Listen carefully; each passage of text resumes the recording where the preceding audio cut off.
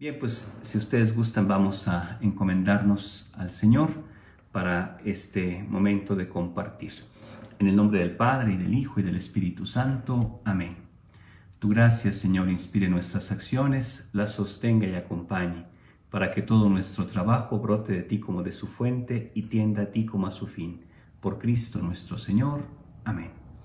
María, Madre de la Iglesia, ruega por nosotros. San José, ruega por nosotros. Bien, pues el tema que quisiera compartir con ustedes tiene que ver con la fiesta que ya celebrábamos el día de ayer, el segundo domingo de Pascua. Es llamado el Domingo de la Divina Misericordia y fue San Juan Pablo II quien nos invitó a poder vivir ese segundo domingo de Pascua como el Domingo de la Divina Misericordia.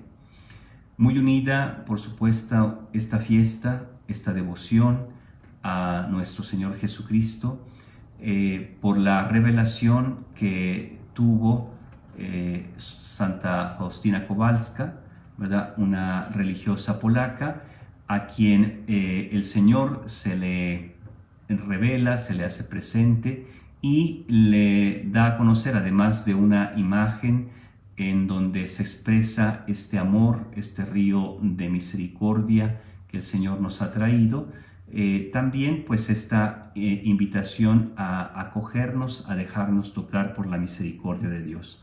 Hace ya 21 años que San Juan Pablo II invitó a toda la Iglesia pues a celebrar esta fiesta de la Divina Misericordia, precisamente el segundo domingo de Pascua.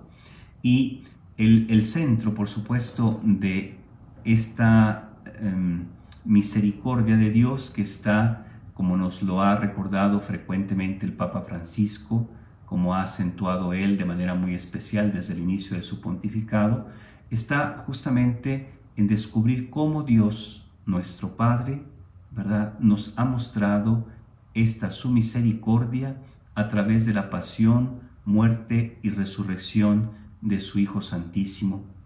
Y esta misericordia derramada, dada a toda la humanidad. Recordamos perfectamente que la palabra misericordia quiere decir o quiere expresar cómo un corazón se abaja, se acerca, se hace próximo, ¿verdad?, a la miseria del otro, ¿no? Cómo Dios se ha acercado entonces a nuestra pequeñez, a nuestra miseria, no para simplemente mezclarse con nuestra pequeñez o nuestra limitación, sino para poder llevar a plenitud, para poder elevar esa pequeñez, esa misericordia, esa miseria.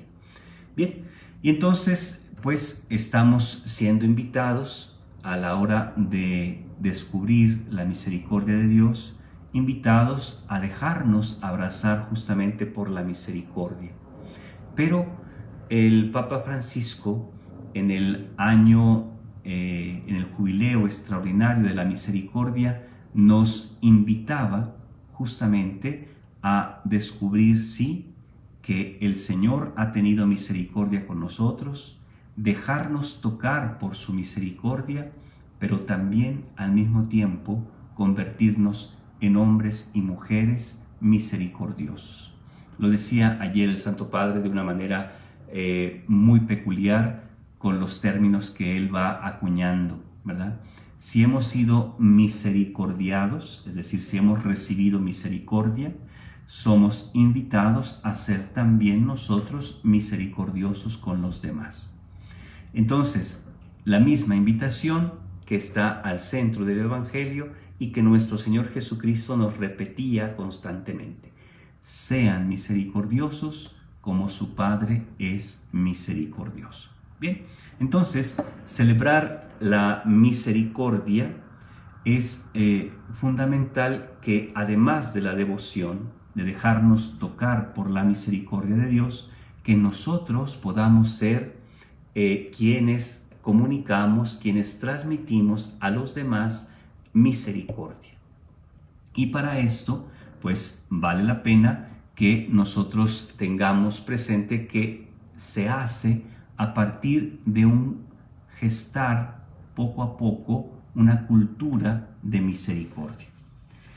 El cardenal Walter Kasper escribió un libro muy bonito, bastante amplio, ¿verdad? Reconocemos al cardenal Kasper como un gran teólogo y él nos ha regalado una obra que se llama así, La Misericordia, clave del Evangelio y de la vida cristiana. Así se llama la obra del cardenal Kasper. Este texto, el cardenal Kasper se lo regaló al cardenal Bergoglio, ¿verdad?, en el día que estaban reunidos justamente para el cónclave. Y la lectura de esta obra, ha dicho el Papa Francisco, fue para él pues muy iluminadora, porque después el Papa nos ha venido proponiendo justamente esta necesidad de una cultura de la misericordia. Entonces, la idea o lo que yo quisiera compartir justamente lo encontramos tanto en el Papa Francisco como en esta obra que ha servido de inspiración para el Papa Francisco, ¿verdad? Tratar de tener algunas pistas desde lo que el cardenal Kasper dice en su libro para esta tarea que es fundamental para los cristianos. Si la misericordia está en el centro del Evangelio de nuestro Señor Jesucristo, pues para nosotros los cristianos es fundamental la misericordia vivida en el día a día.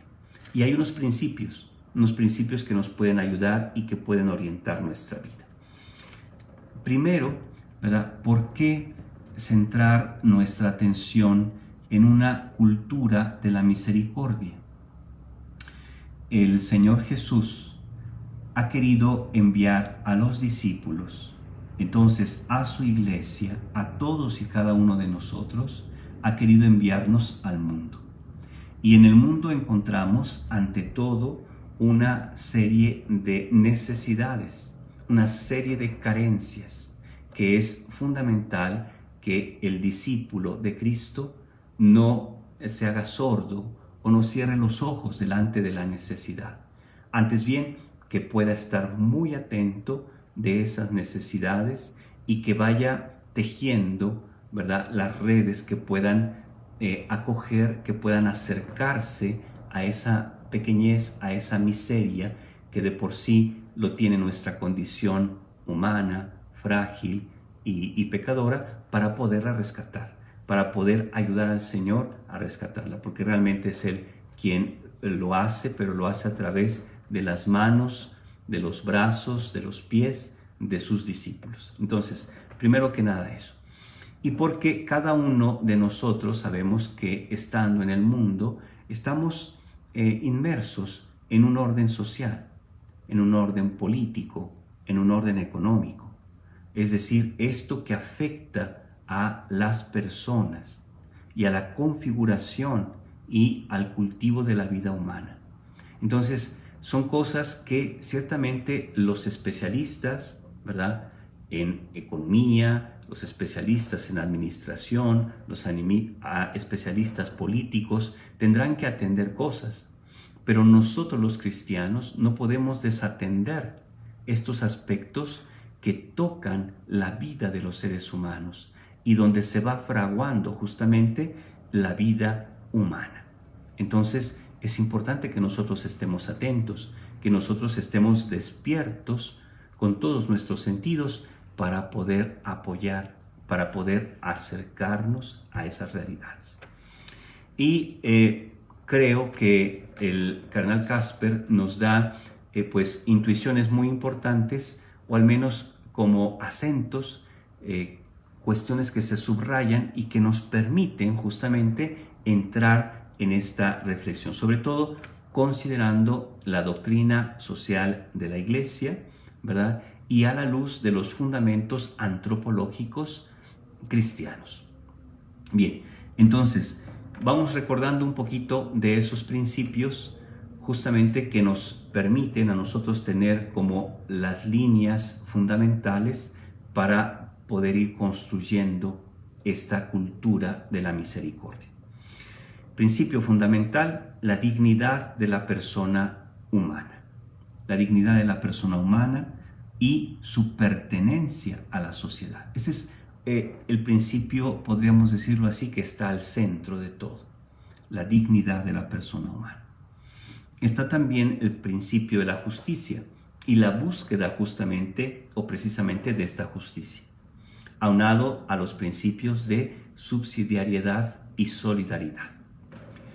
El Papa Benedicto XVI, prácticamente los últimos papas, Juan Pablo II, Benedicto XVI, Francisco, incluso el Papa Pablo VI, ¿verdad? Podríamos decir, han hablado mucho de esta enseñanza de la Iglesia, desde León XIII prácticamente. Pero creo que en los últimos papas encontramos como estos principios de manera especialmente desmenuzados, puestos en su lugar. Y el Papa Benedicto XVI hablaba justamente de que el amor es el punto de partida para esta reflexión de la doctrina social cristiana. Recordamos que su primera encíclica, Dios es amor, pues tiene como elemento fundamental justamente el amor. Y después en Caritas in Veritate, ¿verdad? La caridad en la verdad, pues vuelve otra vez a acentuar, es una de las encíclicas sociales del Papa Benedicto XVI, que vuelve a tener pues estos principios, el trabajo y la reflexión sobre estos principios. Bien, cuando se reflexiona sobre estos principios que hemos enunciado, dignidad de la persona humana, pertenencia a una sociedad, la búsqueda de la justicia, la subsidiariedad, la solidaridad, cuando se hace una reflexión sobre esos principios, por supuesto que tenemos una consecuencia en el campo social, en el campo económico y en el campo político. Pero también, dice el cardenal Casper, además de tener esas consecuencias, podemos descubrir algunas soluciones muy concretas. Soluciones concretas que son, pues, a final de cuentas, a lo que nos enfrentamos en el día a día, donde tenemos los problemas concretos y donde podemos los cristianos poner nuestro granito de arena para esos problemas, dar solución a esos problemas de manera muy concreta. Dice también el cardenal Casper, ¿verdad?, que lo que se necesita hoy por hoy no es tanto un Estado que pretenda absorber todo y que quiera resolver todas las cosas, porque se ha probado en muchos momentos que no lo puede hacer. Más bien, los estados, ¿verdad?, tendrían que atender al principio de subsidiariedad y entonces reconocer y apoyar todas las iniciativas que van surgiendo de las diferentes fuerzas sociales. Y aquí tenemos que reconocer, ¿verdad?, tenemos que decir que nosotros, la Iglesia, somos una fuerza social. Y una fuerza social que puede aportar mucho, justamente a esta experiencia, no solo de la reflexión en los principios, sino en dar su aportación, dar su colaboración para la solución de esos problemas concretos.